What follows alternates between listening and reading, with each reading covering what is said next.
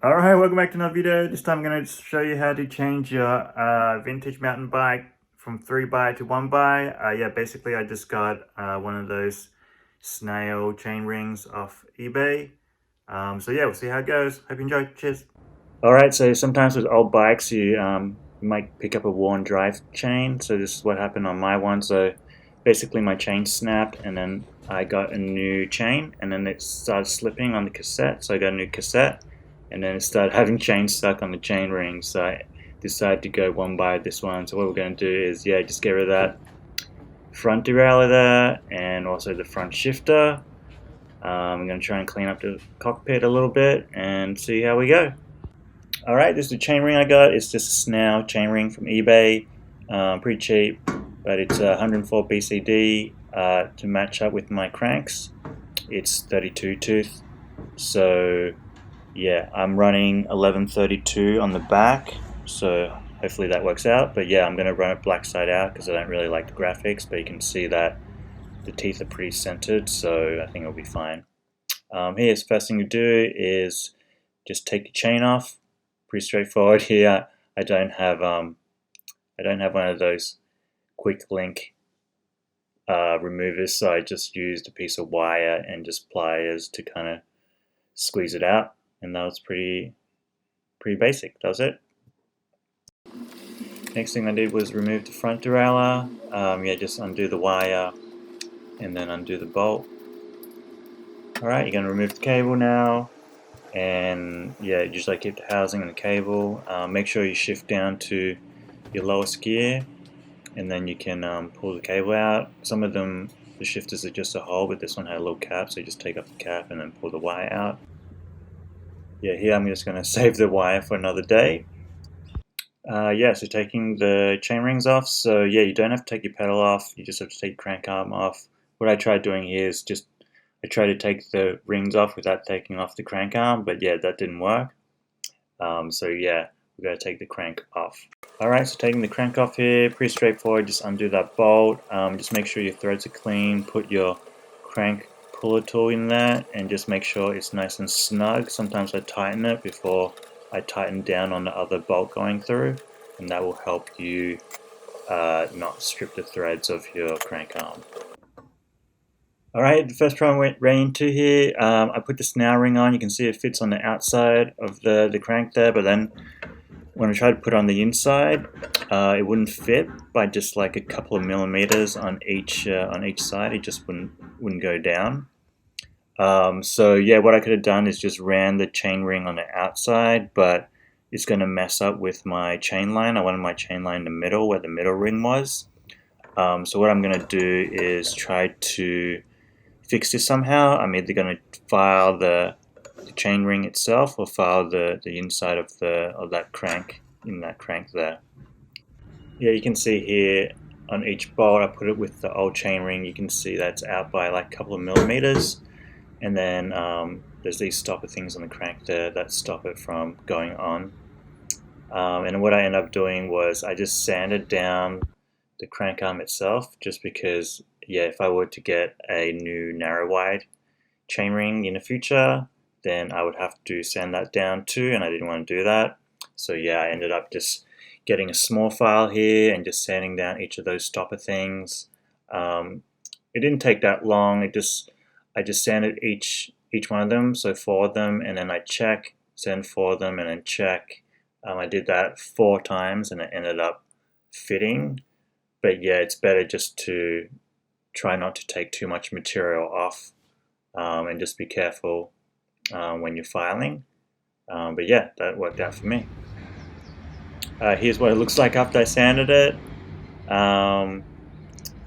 Yeah, not much to say about this. Just filed it down. Here's the chain ring going on. You can see actually, yeah, it lies down flat. So yeah, I guess if you're sanding, just make sure it lies down flat. But yeah, I was pretty happy with this. And then what I did before I put the chain ring on was I put a little bit of the chain lube I had just to protect the metal, and then I put a little bit of grease in there as well just to be doubly sure.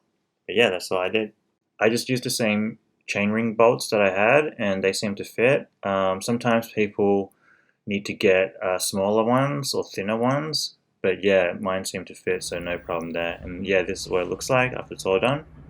Alright, putting the crank arm back on, pretty straightforward. Just make sure you grease it, grease the tapers, use that bolt and screw it in. I screw mine in pretty tight, just because a lot of pressure is going to be going through the crank arm. Next thing to do is put your chain on, so to size the chain, you pull it tight around the 2 biggest cogs, and then don't forget to add your quick link there to make sure you get the right size, and where it connects you add 3 rivets, or 1 full link I call it. And then once you pop that off, just feed through your derail again, make sure it slides through properly, and then you link it back up. I just pulled the quick link tight with my hands and it snapped in, so that was fine. And then put the pedal on, don't forget to grease up the threads, and that's it. I also have a how to change your chain video on my channel if you want to look at that. Here, just taking off the shifter. So yeah, I had to undo my front brake to kind of get the shifter off as well. But yeah, pretty straightforward. Take off the bar end, take off the grip. I just use water and then put it back on. And yeah, I used a hammer to hammer on the bar end, screw it in tight. That's it. Alright, you can see the bars are looking pretty sweet already, pretty cleaned up. There's also this front display. Probably don't need that anymore, so I'm going to take that off. Yeah, basically it's just 2 screws. Pretty straightforward here. You just unscrew them and take it off. Yes, while I got the cover off, I ended up putting a little bit of chain lube on there as well. You don't have to do this, but yeah, I decided to. And then, yeah, used to be able to get covers for them, but yeah, I just put on a little bit of electrical tape, and that's it. Clean it up, pretty minimal. Yeah, I like the look of it.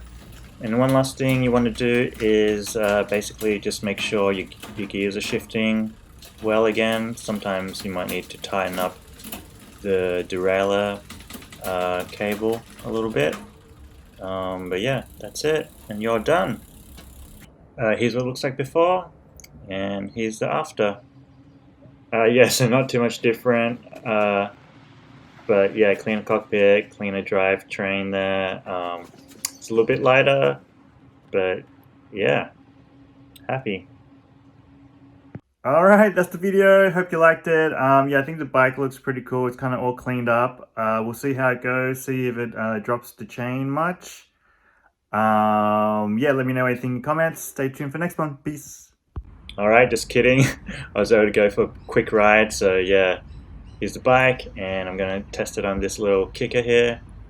Yeah, so riding to the spot was actually pretty good. I had to go up a big hill, and the gearing was fine. I went up no problem, and then yeah, just picking up speed for the jump was no issue as well. So here, yeah, you can see me trying to case it a little bit to really, really test it. I think my derailleur was probably banging a little bit harder than anything else. And then I took it to some bigger jumps, but I think this bigger jump, the landing was actually smoother when you make it. But yeah, it didn't drop once, so I was pretty stoked about that. I'll probably do another review in the future once I've ridden it a few. But yeah, let me know what you think in the comments, and thanks for watching. Peace.